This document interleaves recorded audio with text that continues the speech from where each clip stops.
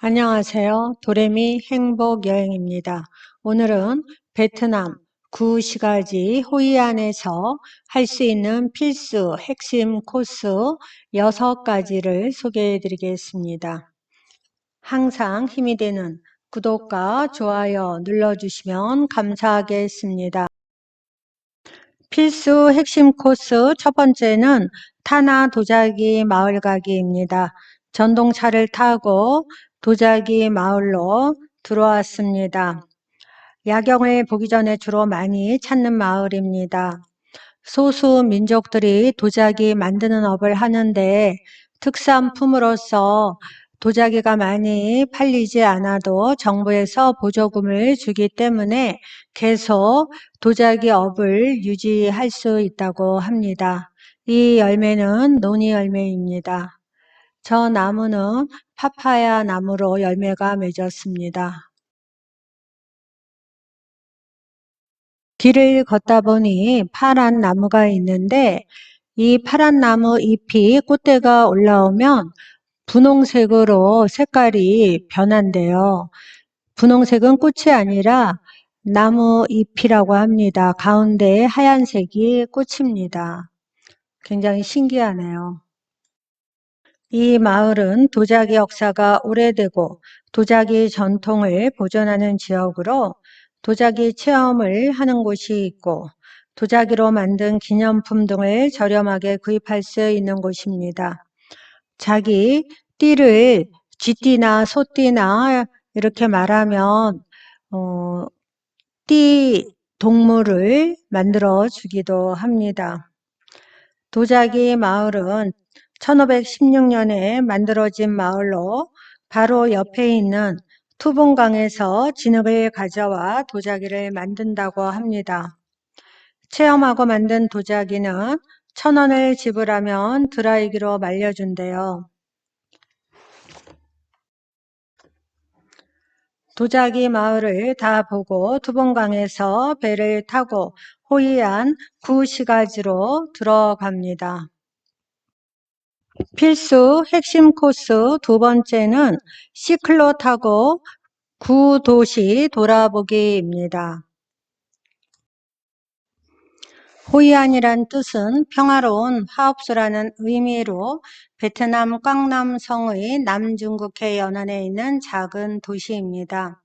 한때 굉장히 번성을 하여서 이 항구는 지리적 여건으로 16세기 말부터 17세기 초 베트남의 바다의 실크로드라고 불리던 중요한 국제무역 항구였대요. 그러나 프랑스 식민지 때 다낭을 주요 거점 도시로 성장시켰고 베트남 전쟁 때도 다낭에 미군의 공군기지와 해병대 사령부가 들어서면서 상대적으로 호이안은 쇠퇴하였는데 이런 이유로 과거 번성했던 무역항 시절의 모습이 파괴되지 않고 잘 보존이 되어서 1999년 유네스코 회의에서 세계문화유산으로 도시 전체가 지정이 되었습니다. 베트남 건물은 특징이 노란색 벽으로 회칠을 한 전통 과학들로서 은은한 색으로 아주 도시가 예쁩니다. 이곳은 호이안 최고의 부자 떤끼의 집입니다.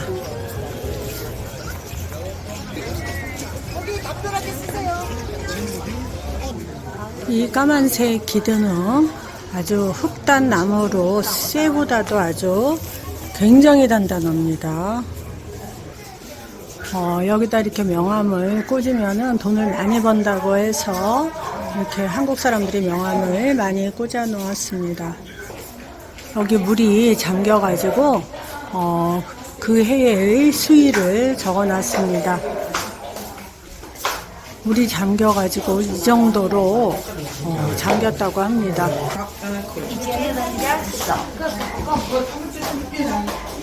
집안의 모든 가구는 자개로 되어 있습니다. 던끼의 초상화입니다. 덩키 하우스가 다 봤습니다. 이곳은 물소 가죽으로 만든 요 가방들이 유명한데 좀 자크가 고장이 잘 난다고 합니다. 와. 오, 대나무로 너무 수공예품을 멋있게 만드네요. 네덜란드 탐험가 카지크. 문제가 되면서 전 세계에 유명해지는 계기가 됐죠. 네덜란드 탐험가 카지크의 동상입니다.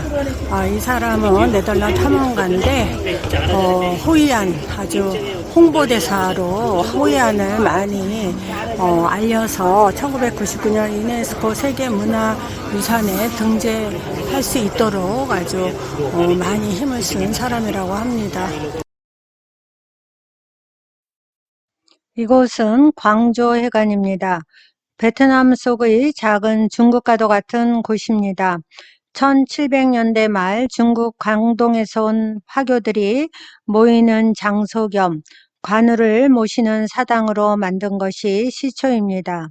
이후 수백 년 동안 중국에서 온 상인들이 잠시 쉬어가는 장소로 역할을 하였으며 베트남 안에 있는 중국 향후 회관 같은 기능을 했습니다.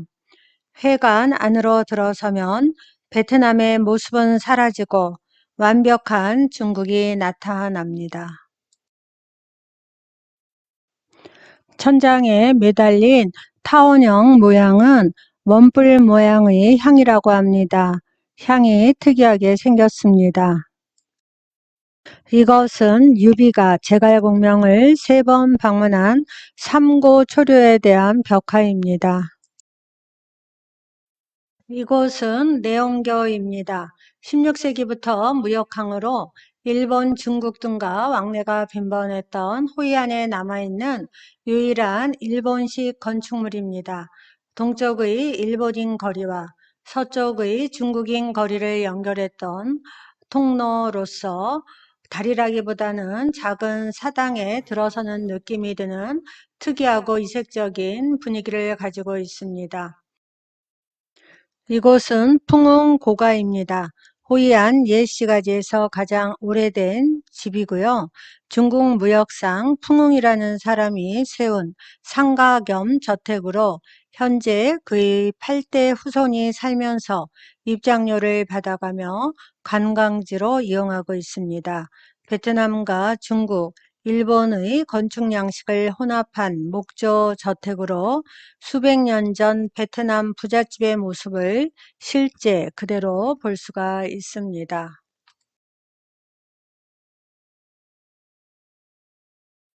다시 내연교를 통과해서 밖으로 나오니 노란 집들이 너무 예쁩니다. 내원교는 베트남 돈 2만 동 지폐에 그려져 있을 정도로 유명한 유적입니다. 호이안 옛시가지에는 투봉강이 유유히 흐르고 있습니다. 그리 넓지 않은 강이지만 호이안 사람들은 이 강변을 따라 가게와 노점을 열고 산책하며 여유를 즐깁니다. 호이안 관광의 백미는 투봉강을 따라 펼쳐지는 화려한 야경입니다. 우리는 어둠이 내리기를 기다리며 저녁을 먹으러 갔습니다.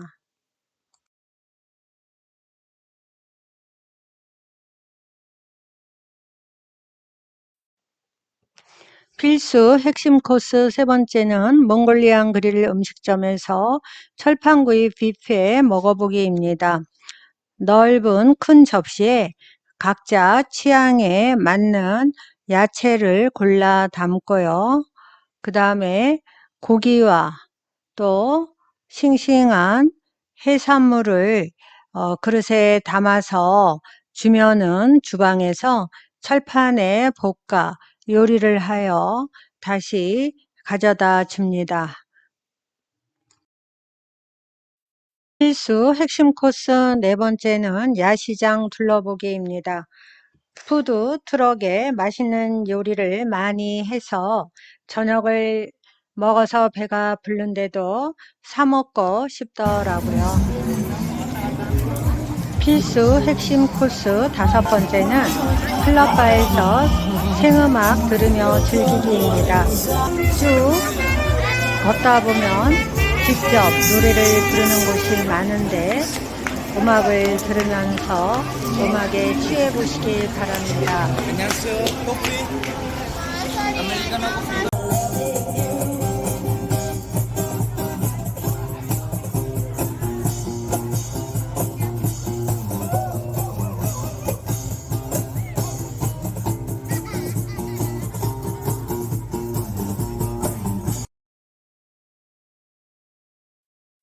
필수 핵심 코스 6번째는 투봉강에서 유람선을 타고 유등 뛰어보기입니다. 호이안은 매월 음력 보름에 등불 축제가 개최됩니다. 등불 축제는 18시부터 19시까지 1시간 동안 과거의 호이안을 기억하는 뜻에서 등불을 제외한 거의 모든 인공 조명을 소등하는 축제입니다.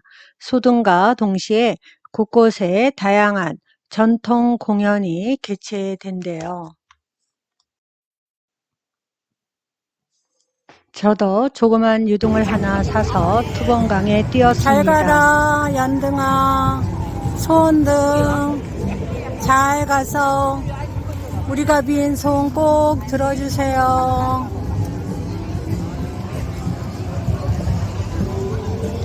호이안 여행 마지막 밤에 투봉강에 모인 모든 사람들이 자신의 소원을 마음으로 빌며 소원등을 강에 띄우는 의식이 재미있으면서도 이 순간만큼은 절실하고 장엄하고 엄숙한 시간이었습니다.